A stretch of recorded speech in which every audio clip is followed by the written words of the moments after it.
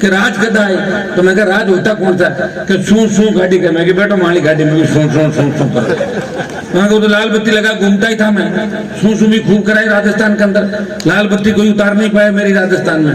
वो लड़ाई भी मैंने ही लड़ी। वसुंधरा सीएम थी, एक बार कहा कि लाल बत्ती उतारेंगे, मैंने कहा उतार लो, बत्ती आ रहा हूं मैं बाढ़ में, 1000 गाड़ियां लेके, बत्ती नहीं उतरी। मैं ये नहीं कहता हूं कि नियम कानून हम तोड़े, लेकिन जब चीफ सेक्रेटरी बत्ती लगाएगा, जिसका प्रोटोकॉल एमएलए से नीचे होता है, कलेक्टर बत्ती लगाएगा तो विधायक भी बत्ती लगाएगा। यही लड़ाई थी हमारी, गलत लड़ाई नहीं लड़ रहे थे। और जब देश में सबकी बत्तियां उतर गई, मैंने भी मेरी बत्ती उतार दी। विधानसभा में बत्ती उतारने के बाद पत्रकार बोले अब आप क्या करोगे, उतार दी बत्ती, तो बोला अब नहीं लगाओगे, नहीं लगाऊंगा। और कोई ज्यादा जिद करेंगे, मूड होगा तो लगा लो, खरीदी है मैंने तो दुकान से, मुझे दी थोड़ी बत्ती किसी ने। तो भाइयों मैं तो आपके मन माफिक विचारधारा का व्यक्ति हूँ, हमेशा लड़ता रहता हूँ, मुझे आनंद आता है लड़ने में।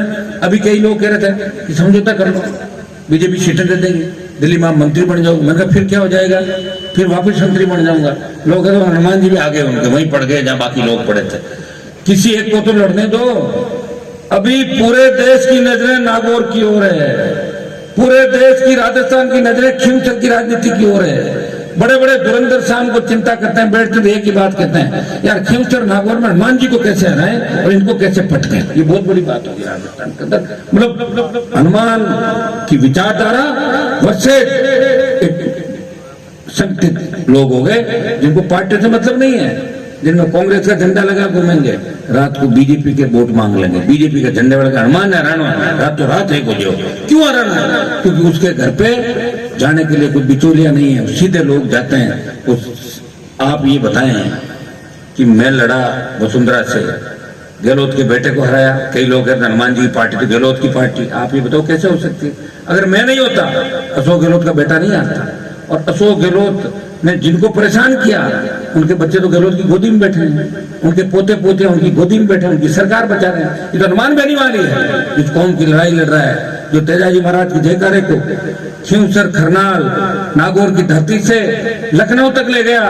और लोकसभा के अंदर इतिहास में पहली बार तेजाजी की जय बोल के विधानसभा में 8, 13, 18 के अंदर तेजाजी के जयकारे के साथ शुरुआत करी। मैं किसान का बेटा हूँ, जिस तरह तेजाजी महाराज ने अपने वचन के खातर प्राण न्यौछावर कर दिए, मेरे कुल के साथ किसान कौम का मान बढ़ाया। हनुमान बेनीवाल भी तेजाजी का भक्त है, उसकी जान चली जाए, उसकी बात नहीं जानी चाहिए, वो हाथ पकड़ता है, उसका हाथ छोड़ता नहीं, और गरीब को गणेश मान के सेवा करता है। उसी का परिणाम है कि राजस्थान के अंदर 5 लाख 7 लाख की जो रैलियां, जो जन समर्थन मिला, एक व्यक्ति अकेला जाता है, उसके नाम से 5 लाख लोग आ जाते हैं अपने साधन लेके। अभी जब अग्निपथ की रैली जोधपुर के अंदर मैंने करी थी, वो जवानों के लिए रैली थी, दिल्ली हिल गई पूरी, कि 4 दिन में जो रावण का चबूतरा किसी पॉलिटिकल पार्टी से नहीं बना, बड़ा नरेंद्र मोदी, कई रैलियां आपकी सोनिया गांधी, राहुल गांधी की रैलियां हो गई, लेकिन रावण का चबूतरा आधा भी नहीं हुआ था। उस रावण के चबूतरे को नौजवानों ने पाट दिया, और बाहर भी उतनी संख्या में थे, और दिल्ली तक संदेश दिया, ये टेलर है, पिक्चर दिखा देगा दिल्ली के अंदर। देश के नौजवानों ने, राजस्थान के नौजवानों ने 4 दिन की मेहनत कर दिया। भाइयों, संघर्ष के साथ साथ विकास की बात भी करता हूँ, थोड़ी नशे की बात भी कर लूं। सबसे पहले कहते हैं भाई, फौज का कप्तान मजबूत हो तो फौज लड़ाई लड़ती है।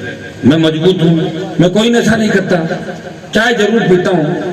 और तुम लोगों ने कहा फीकी चालू करो, मैंने फीकी कर दिया आजकल कोरोना के बाद। आधे लोग फीकी चाय पीने, तो चाय का तो नशा नहीं है, मैं थोड़ा लाया था चाय का, चाय तो हर घर में ही बनती है, तो तुमको वो भी छोड़ देंगे। चाय पीता हूँ, चाय पिलाता हूँ सबको जो भी आता है, बाकी नशे से दूर हूँ। जुनून है मेरे अंदर, प्रयास कर रहा हूँ। ये पुलिस यहाँ की खड़ी है, खींवसर की, भवंडा की, ये सारी, मैं इनको हमेशा एक ही बात कहता हूँ कि नौजवान बच्चे जो नशे का काम करते हैं उनको सुधारो, जन जागरण अभियान भी चले।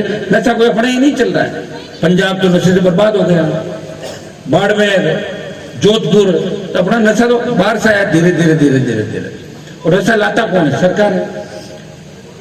सरकार अगर चाहे कि शराब बंद हो जाए, हिम्मत है कोई शराब खरीद ले या बना ले? सरकार खुद ही, अरे भाई सरकार में तो शराब का धंधा करने वाले पूरे जीवन ब्लैक की दारू बेचने वाले वो जब सरकार के अंदर विधायक बन जाते हैं, राज्यसभा में चले जाते हैं, और डोडा पोस्ट की ब्लैक में जेल गए हुए स्ट्रीट शीटर जब विधानसभा और लोकसभा के अंदर चले जाते हैं, तो नशे का कारोबार बढ़ेगा।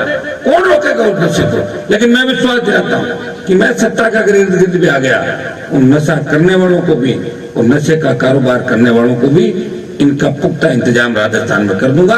इतना विश्वास मैं आपको दिलाता हूं। एक मेरी आदत है, मैं बात को छेड़ता नहीं, और छेड़ने के बाद हमेशा याद रखता हूं। शुरू से बदल नहीं सकता मेरी आदत को, और डरता किसी से नहीं। मैंने राजस्थान में ये भी देखा था, एक जमाना था जब राजस्थान में हार्डकोर अपराधी किस तरह किसान के बेटों के सीनों पे गोलियां चला रहे थे, तो वो नेता कहां गए थे जो आज बड़ी बड़ी बातें करें? अकेला हनुमान बेनीवाल था, उन अपराधियों से लड़ रहा था, जिद्दी वसुंधरा से लड़ रहा था, विपक्ष नहीं था। एक व्यक्ति जो विधानसभा में विपक्षी भूमिका निभा रहा था, एक व्यक्ति आज राजस्थान के अंदर विपक्षी भूमिका निभा रहा है। किसान बिजली से तंग है, वो सड़क पे ठंड में बैठा है। बजरी से किसान तंग है, वो बजरी की रेटें कम कराने का काम कर रहा है, माफिया से लड़ रहा है। पेपर लीक हो रहे हैं, वो सीबीआई जांच की मांग कर रहा है। कहीं अगर गरीब किसान के बेटे की हत्या हो जाती है, कोई गैंगस्टर अगर किसी पे गोली बरसाते हैं, तो हनुमान बेनीवाल उसकी पार्टी के लोग उस गरीब को न्याय दिलाने के लिए सबसे पहले उस स्थान पे पहुंचते हैं। ये इस संघर्ष का ही परिणाम है, ये आपका आशीर्वाद का परिणाम है कि मैं कभी थकता नहीं। और एक बात